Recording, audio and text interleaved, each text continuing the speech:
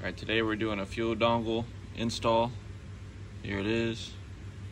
You just plug this in. This is a KTM 690 2023. And then we're going to be installing this plug right here in place of the O2 sensor, which is located right here in the front of the exhaust. So first, you need some snips. Let's snip the zip ties. There's one right here.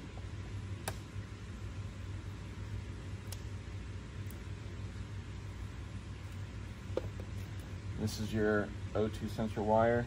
Just follow it up. You can snip this zip tie here too.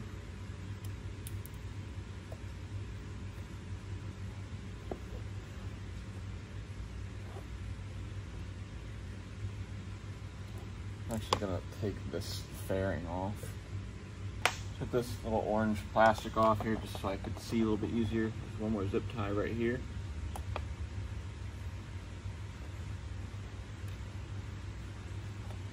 Get that guy out of there.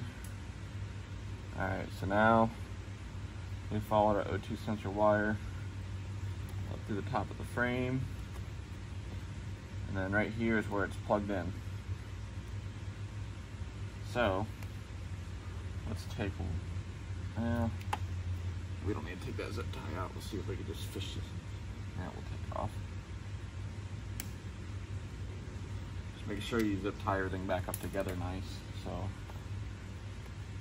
here is what you're after. So you're gonna unclip this. Put the camera up here so you guys can see a little better. It's easiest to grab a screwdriver. Push this tab in. Actually, I think this one you flip this tab up and then pull.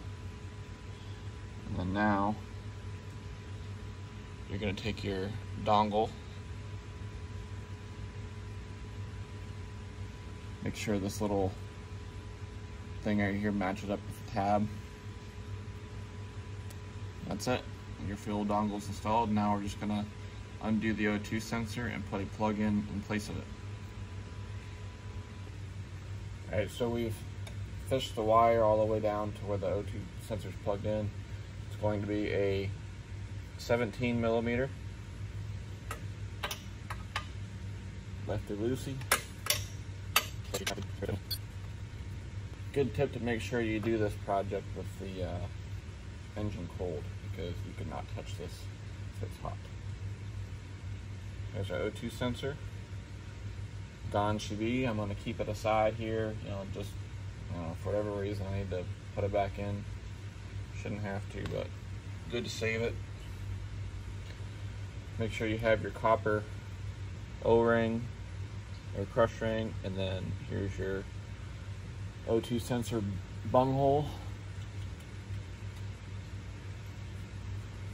Well, the bunghole plug anyways.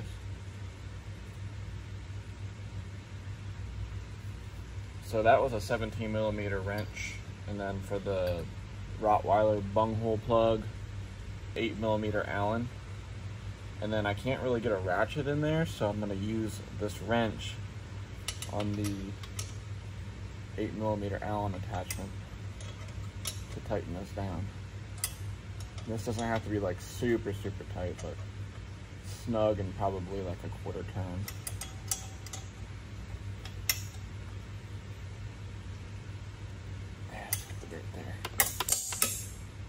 Get this socket back out.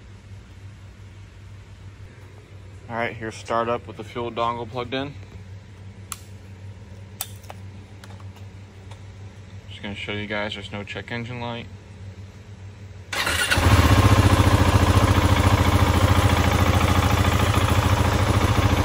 Check engine light would be right here.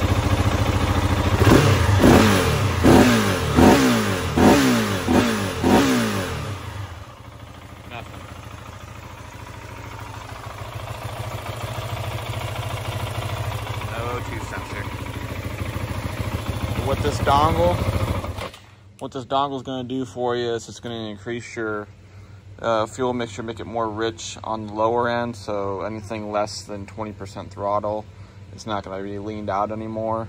I think it's anything below 5,500 or 5,000 RPM as well. It runs pretty lean from the factory. So this is gonna fix that. And then the next thing I plan to do, and what you should do, is replace this exhaust, which has the catalytic converter in it, a little bit restrictive and causes more heat.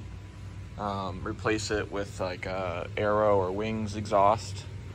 We'll let the bike breathe a little bit better, and well, it's gonna sound better too. So I think that's the last thing I'm gonna do is the exhaust. I've done the SAS canister delete, unneeded emissions equipment, O2 sensors gone now, fuel dongle installed.